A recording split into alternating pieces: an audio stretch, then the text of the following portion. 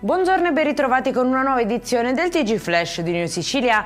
In apertura la Sicilia è nella morsa del ciclone Harry tra vento furioso, mareggiate e piogge incessanti. Oggi il clou dell'emergenza con allerta rossa in 5 province e centinaia di comuni blindati, scuole chiuse, evacuazioni lungo le coste e migliaia di operatori impegnati nei soccorsi. Le autorità invitano a restare in casa e limitare ogni spostamento.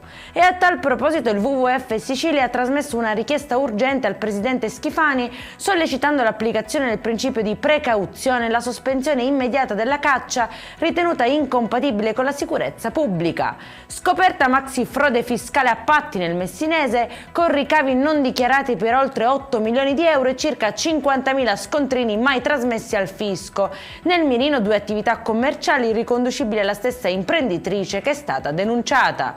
Condannata l'ex PM di Gela per corruzione in atti giudiziari, rinviato a giudizio invece l'avvocato Pietro Amara. Al centro dell'inchiesta un presunto scambio di favori legato alla nomina alla guida della procura di Gela e all'accesso ai fascicoli giudiziari sensibili.